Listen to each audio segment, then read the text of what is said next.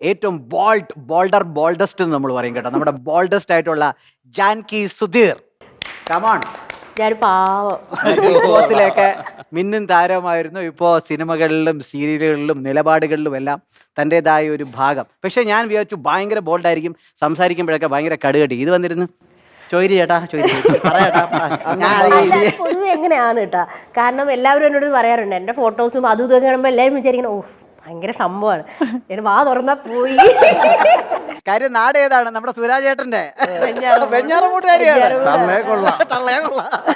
Janki well planned ആയിട്ടാണ് അദ്ദേഹത്തിന്റെ ജീവിതം കൊണ്ടുവന്നത് കേട്ടോ. ഞാൻ എളുപ്പം പറഞ്ഞു, അതായത് പുള്ളിക്കാരിക്ക് ഒരു ബ്രേക്ക് എടുക്കണമെന്ന് തോന്നുമ്പോൾ പുള്ളിക്കാരി ബ്രേക്ക് എടുക്കും, ഇന്ന സ്ഥലത്ത് പോയി ജോലി ചെയ്യണമെന്ന് തോന്നുമെങ്കിൽ അവിടെ പോയി ജോലി ചെയ്യും, അത് കഴിഞ്ഞ് കൃത്യം 1 വർഷം കഴിയുമ്പോൾ കൃത്യം തിരിച്ച് വീണ്ടും ഇൻഡസ്ട്രിയിലേക്ക് കയറും. ഇതൊക്കെ നമ്മുടെ സ്വപ്നങ്ങളിൽ മാത്രമേ ഉള്ളൂ. അതൊന്നും പറഞ്ഞല്ല, അത് ഞാൻ പ്ലാൻഡ് ആയിരുന്നു ആക്ച്വലി. സംഭവം എന്ന് പറഞ്ഞാൽ കുറച്ച് ബോൾഡ് ഷൂട്ടും അങ്ങനെ ഇതായപ്പോഴത്തേക്കും പിന്നെ വരുന്നതെല്ലാം അങ്ങനത്തെ ഒരു ടൈപ്പായി. ആ സമയത്ത് ഞാൻ സീരിയൽ നോക്കുന്നുണ്ടായിരുന്നില്ല. അപ്പോൾ എനിക്ക് തോന്നി കുറച്ച് നാൾ ഇൻഡസ്ട്രിയിൽ നിന്ന് മാറി നിൽക്കാം, വേറൊരു ഫീൽഡ് ട്രൈ ചെയ്ത് നോക്കാം. പിന്നെ കുറച്ച് ഫ്രണ്ട്സ് ഉണ്ടായിരുന്നു, അങ്ങനെ ദുബായിക്ക് പോയി ഒരു 1 ഇയർ ജോലി ചെയ്തു. അപ്പോൾ ഒരു ഗ്യാപ്പ് വന്നു. ഞാനും അങ്ങനെ അതിനുശേഷമാണ് എനിക്കിപ്പോൾ ഈ സീരിയൽ വസുധയിലേക്ക് ഞാൻ വരുന്നത്. ഒരു 1 ഇയർ ഗ്യാപ്പിന് ശേഷമാണ് ഞാൻ വസുധയിലേക്ക് വരുന്നത്. അപ്പോൾ നല്ലൊരു ക്യാരക്ടർ കിട്ടി. സോ വസുധയിലേക്ക് വന്നു, നിങ്ങളടുത്ത് ഇങ്ങനെ ഇരുന്ന് സംസാരിക്കുന്നു. അല്ല, ഒരു വെഞ്ഞാറുമൂട് എന്നൊക്കെ പറഞ്ഞാൽ നമുക്കെല്ലാം അറിയാമല്ലോ, കാരണം ഉള്ളിലോട്ടൊക്കെ നല്ല നാട്ടുമ്പുറവും ഗ്രാമീണ ഒരു വിശുദ്ധിയും കാര്യങ്ങളും. അപ്പം അവിടെ നിന്ന് വന്ന എനിക്കൊന്ന് കോളേജ് പഠിച്ചത് യൂണിവേഴ്സിറ്റിയിലാണ് അല്ലേ? അപ്പൊ എനിക്കൊന്ന് യൂണിവേഴ്സിറ്റിയിൽ നിന്ന് കിട്ടിയ ഒരു ആർജവമാണ്. അല്ലെ എങ്ങനെയാണ് ഇത്രയും ഒരു ബോൾഡ് ഒരു ഫേസിലേക്ക് വന്നതാണ്? ഞാൻ ആക്ച്വലി ഡിഗ്രി കഴിഞ്ഞതിന് ശേഷം പിന്നെ കൊച്ചിയിലേക്ക് പോയി. അപ്പോൾ മോഡലിംഗ് ഒക്കെ ചെറുതിലേ മുതൽ നമുക്ക് മോഡലിംഗ് ഒക്കെ മനസ്സിലിങ്ങനെ ഒരു ആഗ്രഹം ഉണ്ടായിരുന്നു. അപ്പോൾ വെഞ്ഞാറമൂട് സ്കൂളിൽ തന്നെ കലോത്സവത്തിന്റെ സമയമാകുമ്പോഴത്തേക്കും ഇനാഗുറേഷൻ ചെയ്യാൻ വേണ്ടിയിട്ട് ചെറിയ ചെറിയ ആർട്ടിസ്റ്റുകൾ വരുമായിരുന്നു. അപ്പോൾ അവരെയൊക്കെ കാണുമ്പോഴത്തേക്കും ഞാൻ അന്ന് പഠിക്കാനും മോശമാണ്, സത്യം പറഞ്ഞാൽ സ്റ്റേജിലൊന്നും കയറൂല. ഞാൻ ഒരു 10th ആയി കഴിഞ്ഞതിന് ശേഷമാണ് സ്റ്റേജിൽ എന്തെങ്കിലും പ്രോഗ്രാമിന് തന്നെ കയറിയിട്ടുള്ളത്. അപ്പോൾ ആ സമയത്ത് അവരെ കാണുമ്പോഴത്തേക്ക് എല്ലാവരുടെയും ഫുൾ അട്രാക്ട് ചെയ്യുന്നത് അവരാണല്ലോ, അവർ വരുമ്പോൾ.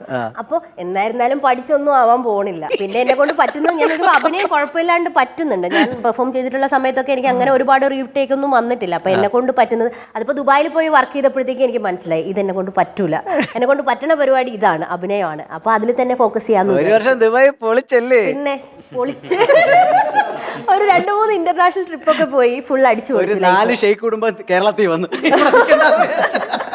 നല്ലൊരു കഥാപാത്രം കിട്ടിയില്ല. അതെ അതെ, തിരിച്ചു വന്നപ്പോഴത്തേക്ക് എനിക്ക് നല്ലൊരു ക്യാരക്ടർ തന്നെയാണ് കിട്ടിയത്. പിന്നെ ജാനകിയുടെ ഏറ്റവും വലിയ കാര്യം, നമ്മുടെ ഇപ്പോൾ എല്ലാവരും സംസാരിക്കുന്ന കുറച്ച് ലെങ്ത്, പക്ഷേ ഒരു കിടിലം കഥയുണ്ട് ജാനകിയുടെ കേട്ടോ. അതായത് ജാനകി കൊച്ചിയിൽ ഒറ്റയ്ക്ക് താമസിക്കുമ്പോൾ പറ്റിയ ഒരു കിടിലം ഒരു ഇൻസിഡന്റ് ഉണ്ട്. അത് നമ്മുടെ പ്രേക്ഷകർക്ക് ചിരിക്കാൻ ഒരു വലിയ വക നൽകുന്നതാണ്. Janaki please share.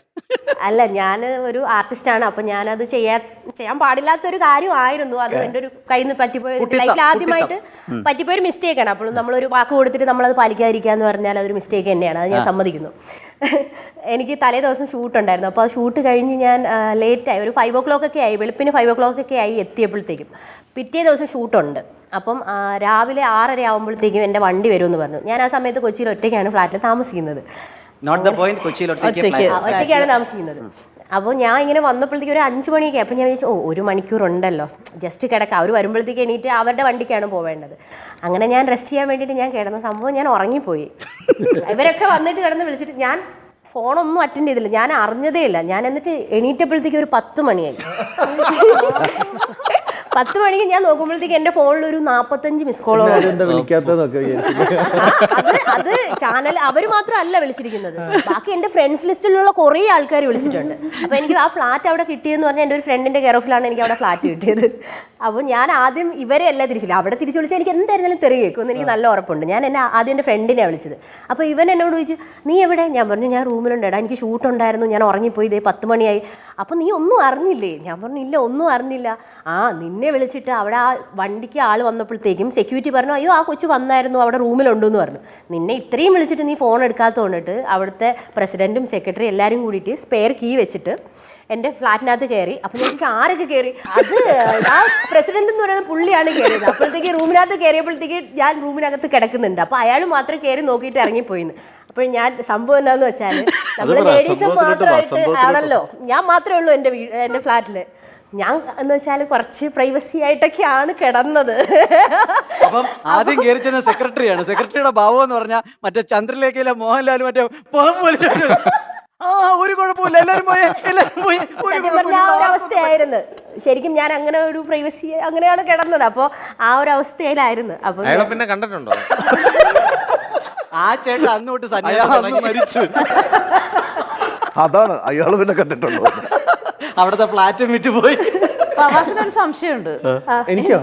ഇപ്പൊ ഒറ്റയ്ക്ക് ഫ്ലാറ്റിലാണോ താമസം? ആരാ കീന്ന് തുറന്നു? എങ്കിൽ ആ ഫ്ലാറ്റിന്റെ സെക്രട്ടറി ആവാൻ വേണ്ടിയാ. എനിക്ക് ആവശ്യത്തിൽ കൂടുതൽ ചീത്ത പേര് ഓൾറെഡി ഇനി നമ്മുടെ ശ്രദ്ധയൊക്കെ പോകുന്ന ജാൻകി അതൊരു കിടന്ന സംഭവമായിരുന്നു കേട്ടോ. അതെ, എനിക്ക് നല്ല കിടില സംഭവമായിരുന്നു അത്. അല്ല, എന്നിട്ടും അയാളെന്ത് വിളിക്കായിരുന്നത്? പിന്നെ അയാൾക്കൊരു മാന്യതയൊക്കെ ഇല്ലേ? അയാൾക്ക് സൗണ്ട് വരുന്നില്ല, പക്ഷെ കണ്ടിട്ടേ അപ്പൊ എല്ലാരും കൂടെ വരണം. അപ്പൊ വിചാരിക്കുന്നത് ബാക്കി ആരും കണ്ട ഞാൻ കേട്ടോ. അല്ല, പുള്ളി വേറെ ആരും വിളിച്ച് കാണിച്ചില്ല കേട്ടോ. പുള്ളി എത്ര കണ്ടിട്ട് അല്ല ആ കൊച്ചു കിടന്ന് ഉറങ്ങുവാണ്. അയാൾ selfish ആയിരുന്നു. അത് സത്യം. അങ്ങ് ആസ്വദിക്കും ആ പാതാളത്തിൽ നിന്ന് വന്നിട്ട് കൊള്ളാം. സീരിയസ് ആയിട്ട് ബാക്കിയുള്ള കാര്യങ്ങൾ സംസാരിക്കും.